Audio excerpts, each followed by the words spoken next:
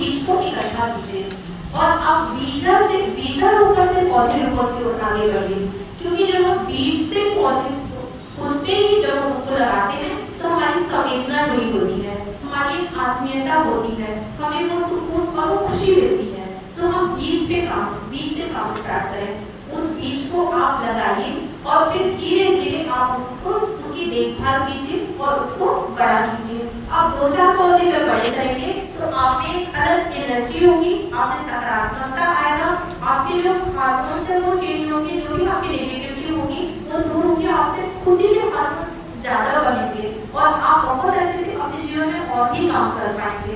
तो आप उसकी शुरुआत कीजिए। तो ये हुआ पहला काम कि आप बीजारोपण से पौधारोपण की ओर करेंगे, कि आपके बहुत सारे फायदे करेंगे। जब आपके ज्यादा पौधे तैयार हो जाएंगे तो आप अपने फ्रेंड्स को गिफ्ट दे सकते हैं, आप और भी अपने रिश्तेदारों को दे सकते हैं, क्योंकि आज हम पौधे लगाने की बात करते हैं तो कहीं ना कहीं वो बोलते हैं कि अरे मुझे ये पौधा तो बहुत पसंद है लेकिन मेरे नहीं पाया है, तो आप तुरंत उनको दे सकते हैं कि नहीं मेरे पास तो बेल के पौधे हैं, मैं गर्मी में बेल खाई थी, उसका बीज रखी थी, उसके पौधे उगे हुए हैं, तो आप तो सामने वाला बहुत खुश हो गए। अब आप सोचिए बेल का बीज से आप पौधे तैयार कर रहे हैं, आप कितना बड़ा पुण्य का काम कर रहे हैं। हम कभी भी जब शिवालय जाते हैं तो बेल पत्ता खोजते हैं, बेल का पत्ता चढ़ाते हैं, बेल के फल चढ़ाते हैं, और जब आप बेल के पौधे ही उपहार स्वरूप गिफ्ट में लेते हैं और वो जब बड़े होंगे और उनसे लोग पूजा करेंगे, उसके फलों को प्राप्त करेंगे, तो आपकी पीढ़ी दर पीढ़ी को उसका पुण्य मिलेगा। तो ये आपका एक समाज के लिए भी कार्य हो गया, अपने लिए भी कार्य हो गया और अपने परिवारजनों के लिए भी आपने पुण्य का काम कर दिया। इस प्रकार आप छोटे छोटे कार्य कर सकते हैं, क्योंकि आज की व्यस्तता में हम बहुत ज्यादा समय नहीं निकाल सकते।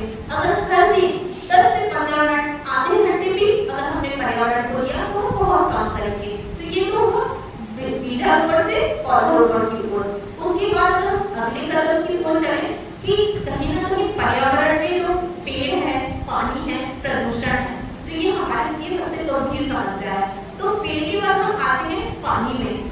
पानी अब आज देख रहे हैं कि कहीं कहीं पे तो जब गर्मियां शुरू होती है तो अंबिकापुर के ही शहर में हम देखते हैं पानी की बहुत किल्लत होती है, बहुत परेशानियों का सामना हमें झेलना पड़ता है।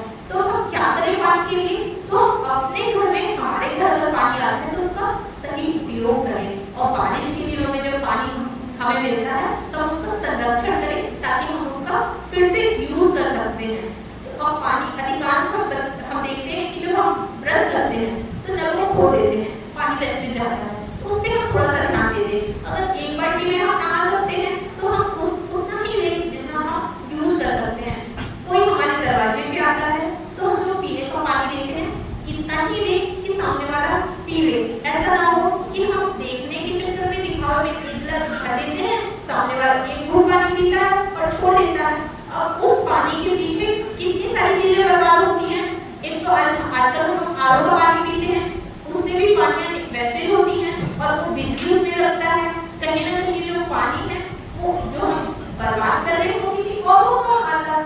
तो इस प्रकार हम उतना ही पानी लें कि जितना हम यूज कर सकें। तो जब हम स्वयं से शुरुआत करेंगे तभी इसको छोटे छोटे कदम से आगे बढ़ पाएंगे, पानी की बचत कर पाएंगे। उसी प्रकार से पानी जो हम किचन पानी पहले